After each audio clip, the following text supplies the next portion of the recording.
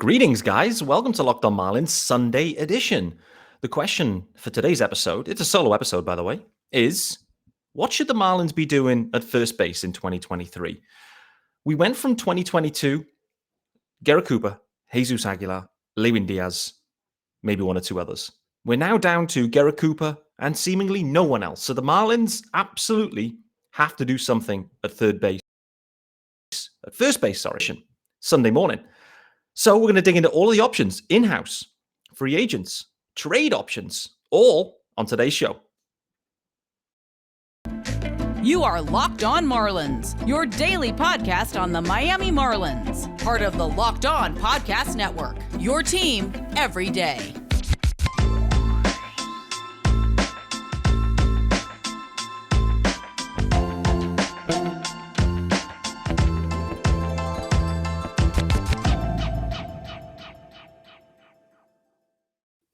Greetings from England and welcome to Locked On Marlins. This is your daily Marlins podcast. I, of course, am your host, Peter Pratt. Hit me up on Twitter, of course, guys, at Miami Marlins _UK. Don't forget the underscore. If you are listening to the pod, thank you. Welcome to the show. Hit subscribe, why not? It's free and available everywhere. If you would like to see me, there is a YouTube channel. It is also the channel. It's Locked On Marlins, of course. And all of the content is available via YouTube as well. Same audio, but just you get the visual. You will see new Gymshark sweater, jumper, however you want to phrase it. It was my birthday last week, and yes, I piled into the Gymshark gear with some birthday money. And happy Thanksgiving, guys, to the US listeners. I didn't do a show Thursday or Friday, hence the weekend shows. Happy Thanksgiving. I hope you had a wonderful holiday season. I hope you've enjoyed a few wines along the way. I certainly did over the weekend as well. Welcome to today's show. It is a Sunday episode. I'm trying to catch up from last week. But as I teased out on Twitter and at the start of the show, I wanted to really dig into first base. I've been thinking about this for some time. And equally, the moves that the Pirates have been making recently got me considering it even more. Because, surprise, surprise, Lewin Diaz was claimed. And it felt like a great fit. Subsequently, the Pirates have gone away and added to that as well. Santana, now a Pirate, plus Lewin Diaz with no options. Plus, they've traded for G-Man Choi. So the Pirates making some moves, some activity. Lewin Diaz, maybe on the outside looking in again there now as a Pirate. I don't know.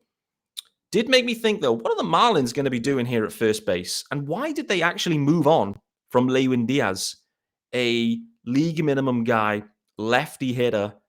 There could and should have been a role perhaps for Lewin Diaz for the Marlins, but they decided to move on in favor of other guys that they wanted to get onto the 40-man at this stage of the season. Who knows what the Pirates do with Lewin Diaz? It wouldn't shock me now if all of a sudden Lewin Diaz would be traded by the Pirates. And wouldn't that be something? The Pirates pick up Lewin, a former top prospect, on the waiver wire. They add him in. They go and add some more major league talent and decide, actually, we're gonna trade Lewin Diaz now and we'll get something back of value. I think that would be, not embarrassing. That's probably the wrong way. The Marlins had a roster crunch. The Pirates could handle it. We'll wait and see. But I think for me, the indication was that, unsurprisingly, clubs will like what they see with Lewin. I think can we get it to turn around?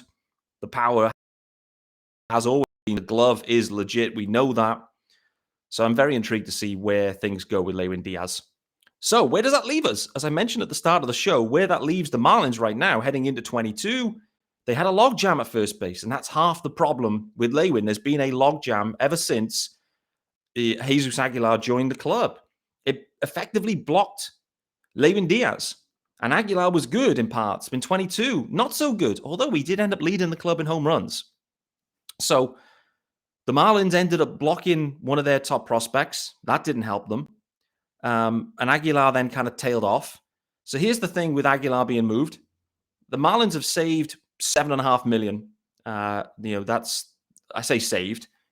That was the contract for Aguilar. So they have potentially that money to spend. But of course, they have to spend some of it in arbitration as their older guys continue to get more expensive. They've obviously decided not to tender Brian Anderson either. So there's some some money moving around here for the Marlins, but from a first base perspective, they have Garrett Cooper right now. You could add, I mean, it's a bit of a stretch in some ways, but you could add Heirar Encarnacion into the mix there. Obviously, he's played a little bit at first base at AAA, maybe even AA, when the Marlins were starting to kind of think about him positionally. They didn't give him an opportunity at all. So let's consider the, Coop and who else could play first base right now. Encarnacion could be an option.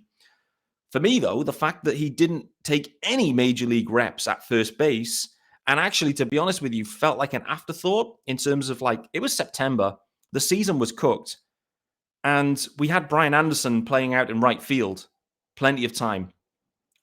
It didn't make any sense then. It was clear that Brian Anderson's time was coming to an end with the Marlins, and they decided to effectively give him the Georgie Alfaro treatment of, we're going to try and increase his trade value by showing some multi-position versatility or whatever it may be. But again, it blocked Heirar Encarnacion. Could have had more reps in right field, could have had some reps at first base. Obviously, Coop, got hurt as well at certain points along the way.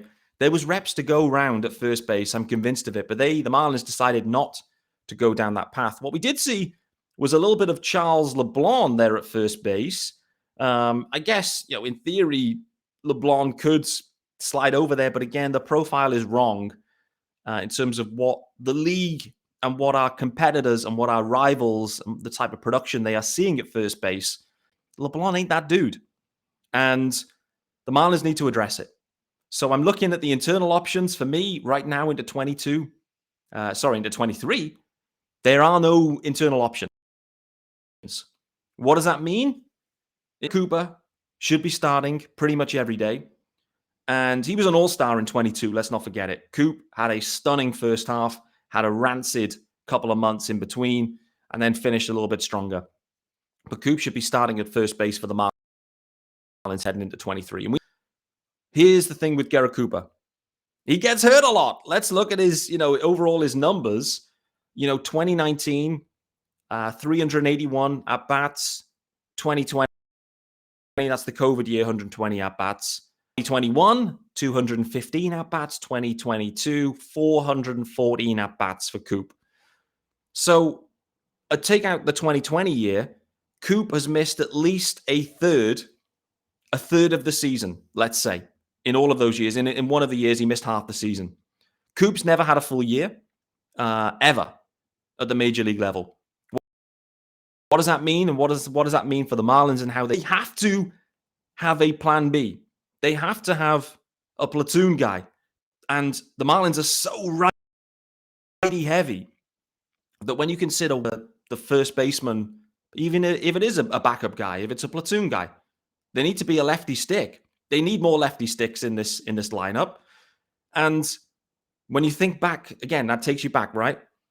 This decision around Lewin Diaz continues to be a head scratcher in some ways, unless the Marlins go out there and make a huge splash at first base.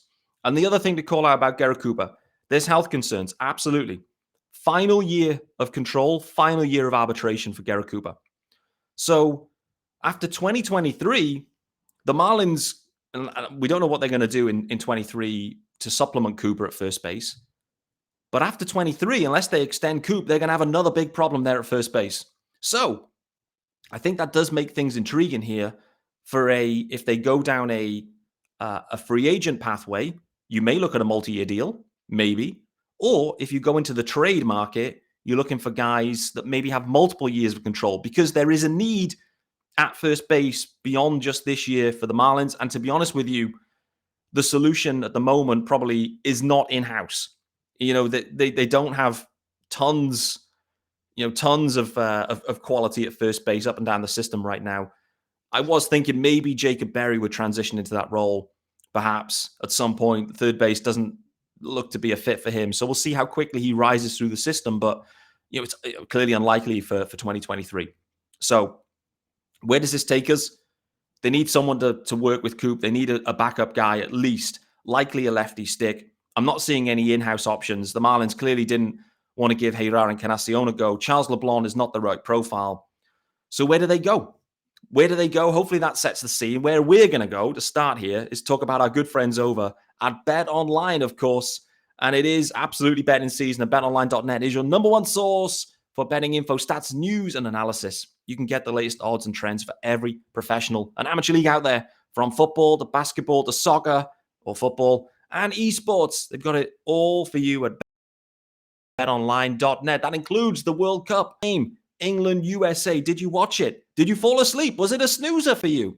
Maybe. USA, in my opinion, better team. They were better team. Anyway, they're always the fastest and easiest way to get your betting fix. You can head to the website today or you use your mobile device to learn more. Bet online where the game starts. And where are we going to start at first base? Where are the Marlins going to go? Let's start with an option that requires zero prospect capital or trade capital. Let's start with the free agent class. And there's a few intriguing names out there, to be honest with you. So let's start there. The question will be, and clearly what we're hearing when you hear from Kim, from Skip, from Bruce Sherman, I'm not getting the sense that they're going to really increase the payroll right now. They seem to be happy with the payroll where it's at. Nevertheless, first one of the day, let's think about who's available. And Anthony Rizzo was talked about. He is now signed with the Yankees, so no longer available. But the names that have been kind of popping out, I would say, Jose Abreu, rightly so, a big name that pops out and actually had a great year last year. Abreu is out there. Josh Bell, switch hitter. He's hit well in Lone Depot. Brandon Belt, available. Yuli Gurriel. Hey, old friend Jesus Aguilar is available. Carlos Santana was available, now signed with the Pirates. Miggy Sano, Dom Smith, another name that maybe is intriguing, that, you know, had a nice spell at certain points with the Mets and then certainly faded as things went on. Big friends with Jazz Chisholm Jr. as well. So that's in the main your free agent class. You know, you could add in there Yoshi Tsutsugo. I mean, that would be useful mainly for Phil Collins connections and throwbacks, but I'm not sure that's the main reason that we should be looking to get Studio. Anyway, so where's your head go out with those free agents? I think, like I said, there's been plenty of buzz around around Jose Abreu, rightly so. When I look at Abreu in particular, he had an absolutely brilliant year. And if you're looking for the answer, then Abreu is your guy. He's had over 600 plate appearances in 7 of the 9 seasons, most recent seasons. And one of them was the COVID year. So in effect, 7 of 8, where he had the opportunity, he's had over 600 plate appearances. Reminder, Cooper is kind of in and around 400 plate appearances in the main. He's that kind of guy. Abreu, he is the Andy Cooper. He can and will give you a full body of work, no doubt. Where is he at right now as a hitter? He hit over 300 in 22. So profile fits nice. The power, though, has dropped off a little bit from where it was earlier in his career. Dropped off, but certainly his OPS plus of 133 certainly plays. It will certainly play, no doubt about it. He's coming off a 3-year, $50 million deal with the White Sox. He's just about to turn 36 in January. Would the Marlins consider Jose Abreu? Should they consider Jose Abreu? They absolutely should consider Jose Abreu. He would be the best hitter on the team probably right now. Maybe Jazz Chisholm apart. Yes, Cooper was an all-star, but Abreu for me would probably be an upgrade, and certainly he has been an Iron Man thus far. He is turning 36 very soon. With Abreu, the main question will be, what kind of length of deal is he looking for? And likely that would be a longer term. Well, it's going to come down to how much dough there is, right? But if a club says, we'll give you 2 years 30, we'll give you 1 year 20, like, where is he going to go? He's going to go for the guaranteed dough. So, and the problem is, how is it going to age? Do the Marlins really want to be committing tons of dough beyond a 1-year deal to Jose Abreu? I am not convinced. I'm not convinced. I mean, you've got, Gurriel is out there. He's 39 or around 38, 39, Gurriel. So You know, Abreu clearly for me is still an above average player right now. I think he's going to be looking for a multi-year deal, you would assume. If he is, I get the sense that the Marlins aren't going to go there. They do have a need beyond this year. So if they feel comfortable in Abreu and the money feels right, then they could pull the trigger. I think Abreu is going to be looking for basically 3 over 50. I think he's going to be looking for the same kind of deal that he's just walked out of. And the Marlins going to go 350 on Abreu right now. I'd be shocked. Which is sad to say. But I think that's the harsh reality now for the Marlins, and all the messaging coming out around the Marlins is they're not looking to bump up this payroll too much. So Abreu fits the profile in that he's the best free agent first baseman available, probably. Where do you go? Where do you look next after that? If indeed Abreu is going to be, looking for too longer periods and too much money. Like I mentioned, Josh Bell, skip over him shortly. I just want to talk about Brandon Bell because for me, he is probably the other name that I think, and the profile that's interesting. The reason being, Brandon Belt, first of all, he's a lefty. So Belt, the lefty, sounds good. He had an absolutely stunner. He had a stunner of a year in 21. It was a career year for him. And he was then, he then from the Giants there. He then had a bit of a down year in 22, production, health, tons of things. Again, what kind of contract is Brandon Belt seeking? Is he going to be looking for a 1-year deal? Is that going to suit? But for me, if the Marlins could maybe get Belt on a 1 year, maybe with a team option, then I think that could be something for them to really, really consider. I do. It's the same kind of question, though, really, as how comfortable are they, like in terms of how far will they go? Thinking about Josh Bell, he's only 30. So Bell, I think, is going to be looking for quite a significantly longer period and longer commitment from clubs. There are teams out there that need a first baseman. It isn't only the Marlins. You have to call this out, that there's other teams in the hunt. I've heard definitely the Padres are looking for upgrades. The Houston Astros, I believe, are looking for first base upgrades. Like, these are clubs that, A, are aggressive financially, B, they're attractive. And so for the Marlins, this goes back to a point we're talking about of Avi Garcia last year. The Marlins, haven't made the postseason, since 2020 in the COVID year. But beyond that, for some time, the fans don't show up. There's tons of negatives. They've only just won 69 games. So convincing a Josh Bell to commit to the Marlins is going to be a tough sell. It will remain a tough sell versus the Padres and the Astros. And this is where they got to with Avi, where they end up having to overpay or give too many years of commitment to secure the guy. So the Marlins are almost having to be cute. They're going to have to find dudes that other teams aren't that high on and hope that they can do something different with them and turn them around. If they go after the top dudes, they're going to be outbid. They need to be looking at a tier lower. And for me, Josh Bell, gut feel is he's probably going to be a fit elsewhere, likely with the Marlins. I personally like him. It's the eye test again with Bell. Whenever I've seen him and he plays against the Marlins, I feel like he plays well. Seems to hit home runs against the Marlins. So it sticks in my mind. But are they going to go there with again, put it this way. If Abreu 3 over 50 or 50 over 3 is the right way of saying it, if they won't do that for Abreu, would they do that for Josh Bell? And is he worth it? Firstly, I'd say he is worth it. Are the Marlins going to commit to that? So are they going to look at Brandon Bell and think, 1 year, $8 million, basically an Aguilar, move Aguilar's money to Belt? Would you do that? Would Belt want to do it? I'm not sure if Belt would, but I think the Marlins should consider it for certain. I'm not sure which way they're going to go with this one. I'm not. I mean, when you look at some of the other free agents, like Miggy Sano, I guess was a kind of interesting name. I haven't really looked at what he's done recently. Gurriel at 39. Again, I'm not convinced that they want to go down that. I guess the wild card would be Dom Smith. But again, Dom Smith, going back to the profile I just mentioned, that kind of fits the profile where a bit of a diamond in the rough has flashed talent and ability historically. It's kind of fell away for him recently. Could they go and get a Dom Smith and kind of turn him into a guy? Maybe. He's played a little bit of the outfield too. He's played a bit of first base. Like Dom Smith and the Marlins, for me, that feels like it could be a good fit. Is that going to excite us as fans? Probably not. Is it going to excite Jazz Chisholm? Probably. I don't know. I think I'm looking at this. The more I look at the free agent class, the only opportunities I see are probably a 1-year Brandon Belt for $8 million, or probably a minor league deal with a major league contract at the end of it for Dom Smith.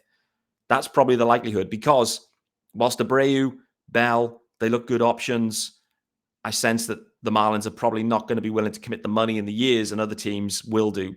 And so the Marlins are going to have to look elsewhere. I'm going to hit the pause button there on the first base conundrum, guys.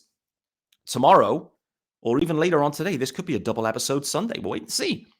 I'm going to carry on, but look at the trade market, which I think equally is intriguing for the Marlins, and probably the one they would maybe explore with some greater vigor. So thanks for making Locked On Marlins your first listen. Happy Sunday. Hopefully the Dolphins go well again today for all the Dolphins fans tuning in.